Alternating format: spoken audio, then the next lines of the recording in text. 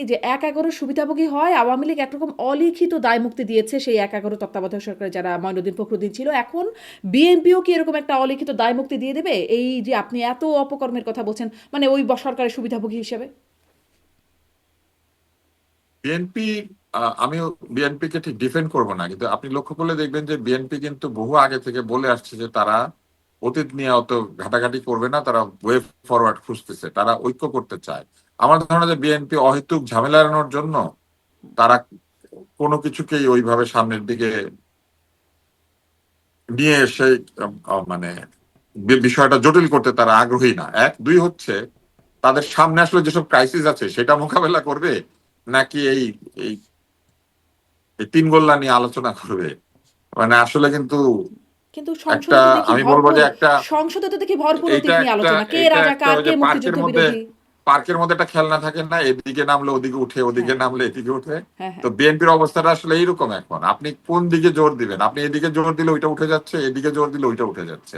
কারণ একদিকে ক্রাইসিস, একদিকে তেলের ক্রাইসিস, রাজনৈতিক ক্রাইসিস, মানে বিশ্ব রাজনৈতিক ক্রাইসিস, প্রতিবেশীর সঙ্গে সম্পর্কের ক্রাইসিস, ঘরের মধ্যে অভাব এবং বেকারত্বের হুম। ক্রাইসিস, যেগুলা গুবলেট পাকিয়ে গিয়েছেন আমাদের নোবেল ভাইয়া।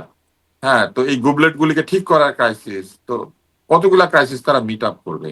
আগে তো তারা জনগণের ক্রাইসিস মিট আপ করবে, তারপরে গিয়ে কে দায়ী তারে ধরে আনবে। আর কিন্তু ওনাকে কিন্তু কিন্তু বিএনপি তো খুবই অতীত নিয়ে সংসদে খুব ব্যস্ত হয়ে আছে। সেই ৭১-এ কে রাজাকার, কার ভূমিকা কি আছে তো অনেকগুলো একাত্তরে দিন কে গেল। রাজাকার, এই ভূমিকায় এই এই রাজনীতি থেকেই যাবে। কেননা আপনি খুব ভালো করে লক্ষ্য করে দেখেন, এই কে রাজাকার আর কে রাজাকার না, এই ইস্যুটা কিন্তু জামাতি তুলে এনেছে আবার। কারণ নিজেদেরকে তারা মুক্তিযোদ্ধা প্রমাণ করার চেষ্টা করছে। মানে ধরেন আপনি এই শিশু চমৎকার, মুক্তিযোদ্ধা। আমি বারবার আপনাকে দিয়ে উদাহরণটা দিচ্ছি, মানে এই হুম। চমৎকার সুন্দর পোশাক পরা আপনি, কিন্তু আপনি এসে বললেন আপনি একটা ছেলে। আচ্ছা। হ্যাঁ, তখন আর কি হবে? একটা তর্ক শুরু হয়ে যাবে। তো কেউ যদি এখানে এসে নিজেকে শিশু মুক্তিযোদ্ধা, বালক মুক্তিযোদ্ধা, বুড়া মুক্তিযোদ্ধা, বিভিন্ন কিছু দাবি করে, মুক্তিযোদ্ধা পরিবারের সন্তান, মানে অ্যাজ ইফ খালি বীর উত্তম আর বীর প্রতীক তাদের দলে কেউ পাইছে না, তাও দুই একটাকে হায়ার করে এখন নিয়ে গিয়েছে। হুম। তো এছাড়া বাকি সব তারাই করেছিল ৭১ সালে। এমনকি এরকম দাবি করেছে তারা নাকি যুদ্ধ করেছিল, কার সাথে করেছিল, কি করেছিল, নো ওয়ান নোজ। তো এইসব দাবি দাওয়া করলে অটোমেটিক্যালি ইস্যুটা বিল্ড আপ হবে, এটাই তো স্বাভাবিক।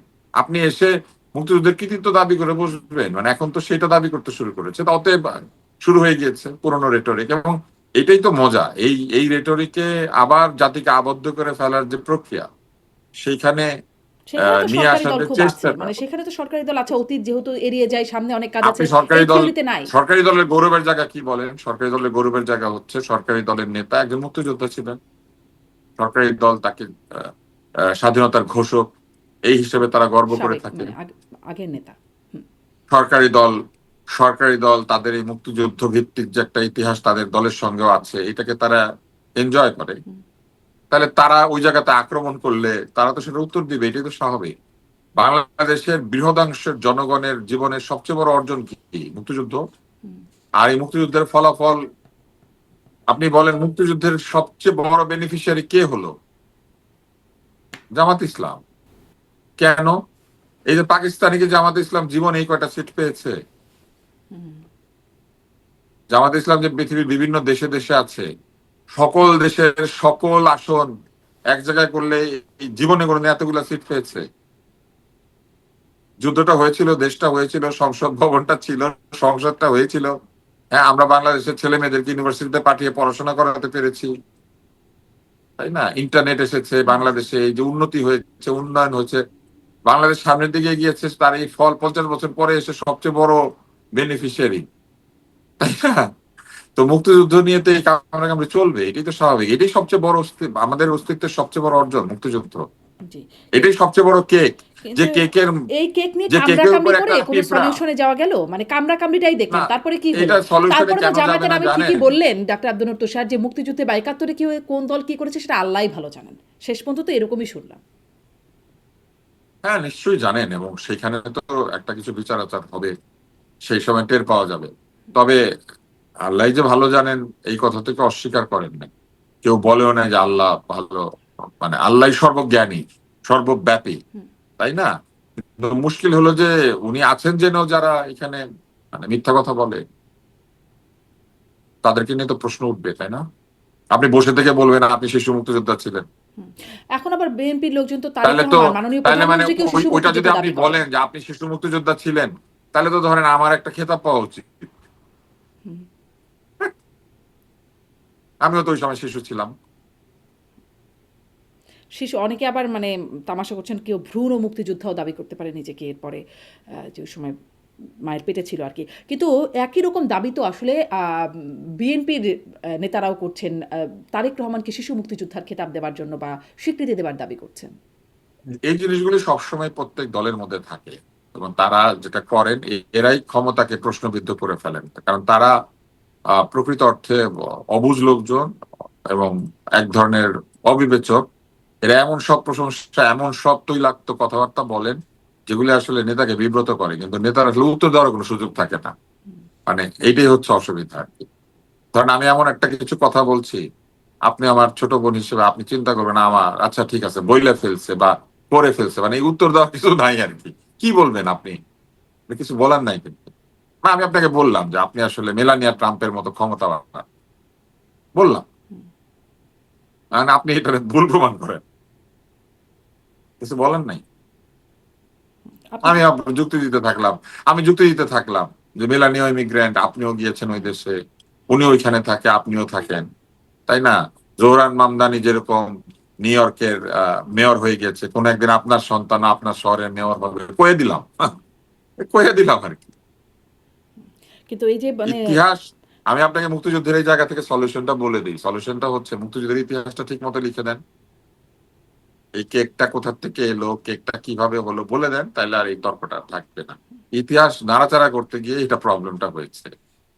কেউই কি সঠিক ইতিহাস বলে নাই? ইতিহাস তো ছিল, সেটাকে তো নানান জনে সঠিক ইতিহাস, সঠিক ইতিহাসে না, ইতিহাস কাউকে কৃতিত্ব দেওয়ার জন্য লিখতে হয় না, ইতিহাসটা বলে যাইতে হয় মানুষ সিদ্ধান্ত নেবে কৃতিত্ব কার।